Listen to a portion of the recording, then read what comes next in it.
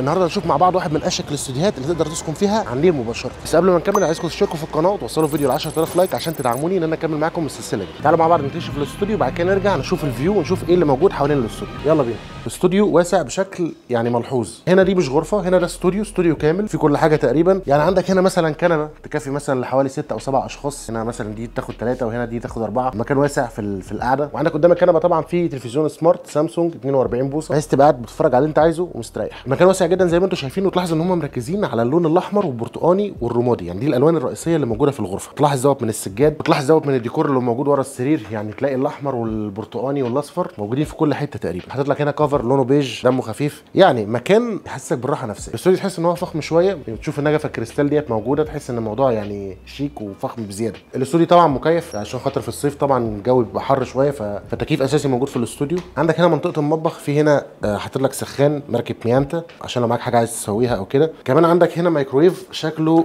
ظريف جدا، براند تورنيدو، تحس ان هو يعني ايه شياكه بزياده. حلو براند تورنيدو، بحب براند تورنيدو انا صراحه. عندك في هنا كاتل طبعا، عندك في هنا ثلاجه براند وايت ويل، يعني التجهيزات تحس انها تجهيزات نظيفه، يعني الثلاجه صغيره شيك حط فيها اللي انت عايزه. تجهيزات الاستوديو صراحه ظريفه. هنا طبعا برده موجود فيه غساله بحيث ان انت لو قاعد فتره طويله او كده وعايز تغسل حاجه فما تضطرش ان انت تبعت اي حاجه للمغسله، تقدر تستخدم الغساله زي ما انت عايز. طبعا برده في هنا شوك وسكاكين ومعالق عشان خاطر برده لو عايز تاكل او كده او بتاع، فكل التجهيزات موجوده. وبرده في حاجات هنا فوق، خلينا نكتشف ايه اللي موجود فيها. هنا مفيش حاجه عادي، هنا سخان اريستون زي ما بقول لكم. هنا التجهيزات شيك ومتكلفه، يعني البراندات مش اي براندات، برده البراندات غاليه. بحب انا الناس اللي بتصرف على المكان، يعني الناس اللي بتكلفه. خلينا نشوف برده ايه اللي موجود هنا. طبعا كوبايات واطباق وبرده حلل عشان خاطر لو انت معاك حاجه عايز تطبخها، جايب الحله حاطط بقى الحاجه فيها على الايه، على السخان على طول. والضرفه ديت يعني فيها شاي وسكر. وهنا الرف دوت برده فيه ايه، في مناديل وفي اكياس زباله واكياس بيضه لو انت عايز تشيل حاجه او كده، او برده يعني كويس التجهيزات ديت. حاطط لك 12 علبه تقريبا، بيديك التجهيزات ان انت تقعد مده اطول عنده. الصراحه عاجبني تجهيزات المطبخ، يعني تحس ان انت مفيش اي حاجه ناقصاك تماما، غساله مايكرويف كل حاجه موجوده. السرير هنا حجمها كويس جدا، تحس ان السرير برده ايه مش صغير. خلينا نجرب السرير. المرتبه ممكن تكون برده قفشه شويه عشان خاطر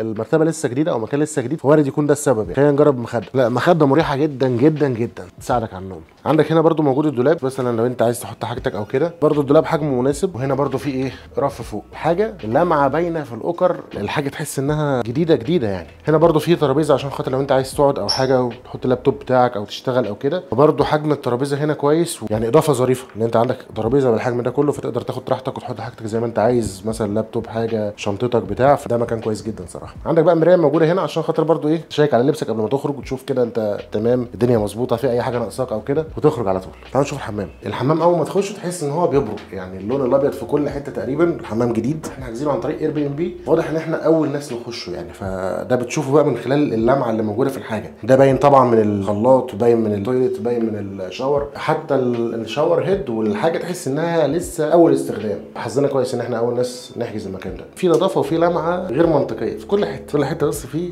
نور بيطلع كده. شفنا الاستوديو من بره، تعالوا مع بعض بقى نشوف الفيو وايه اللي موجود قدام الاستوديو. اول بقى ما تخرج من الاستوديو في مكان الواسع ده جدا قدامك، ده بقى مكان فيه جنينه وفي طاووس بيتمشى واجواء كده كانك في الجنه بالظبط. تعالوا نقرب اكتر. يعني الجنينه دي كلها تابعه للاستوديو اللي انت بتحجز فيه. المكان بقى خضره وطيور واجواء ظريفه، برده في هنا حمام ابيض كده دمه خفيف، كل حاجه تابعه ساعه الطمانينه والراحه النفسيه. عاجبني المكان صراحه، عاجبني الفكره ذات نفسها. زي ما بقول لكم بقى احنا هنا على النيل مباشره، فهنا تلاقي بقى جنبك على طول فندق فور سيزون، يعني جنب المكان اللي انت ساكن فيه فندق فور سيزون على طول، فده الموقع بتاعك مميز لابعد حد. بدل ما تسكن في فور سيزون فانت قريب من النيل اكتر من انك تبقى ساكن اصلا في الفور سيزون. بيعجبني تشغيل الدماغ، يعني بيعجبني الناس اللي بتشغل دماغها بالشكل ده. قدام الاستوديو على طول النيل قدامك، يعني بتفتح باب الاستوديو وده بيبقى الفيو بتاعك اللي انت شايفه قريب من النيل بشكل مهول.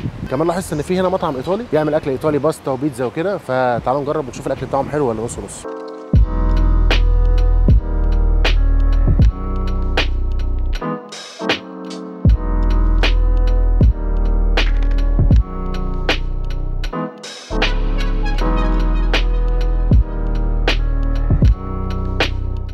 جنب الاستوديوز بقى في مطعم اسمه الميلانو، ده بيقدم بيتزا وباستا وكده، فاحنا جينا طلبنا بيتزا بيف بيكن، هم رشحوها لنا هنا. فانت قاعد بقى على النيل بتضرب بيتزا على الهواء الجامد ده، حاجه رهيبه. بيتزا ايه ايطالي يعني ما بتهزرش، فريش السنين. تحس البيتزا كل مكونات طبيعيه جدا. اعرف كده ان دام في فرن حطب البيتزا هتطلع مستويه صح. افضل بيتزا ايطالي جربتها لحد دلوقتي. تاني حاجه طلبناها هي التشيكن بيستو، باستا معموله مع الفراخ والريحان، فبالنسبه لي انا صراحه من محبين المكرونه اللي بتتعمل مع الريحان.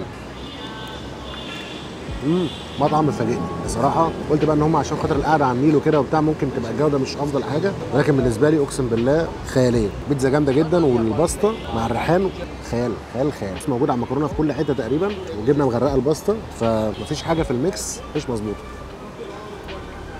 ده شكل البيتزا.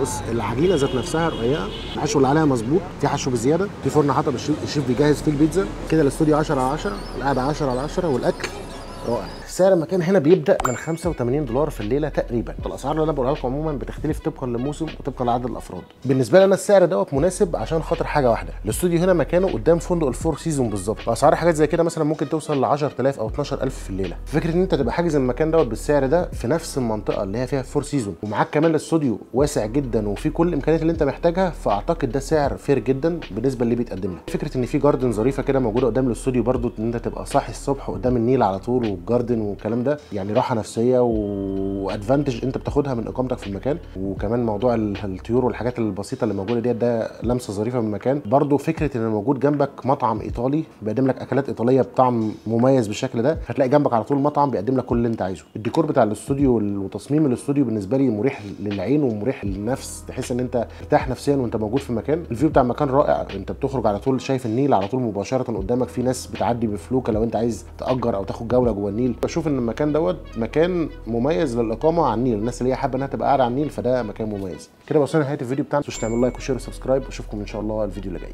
سلام.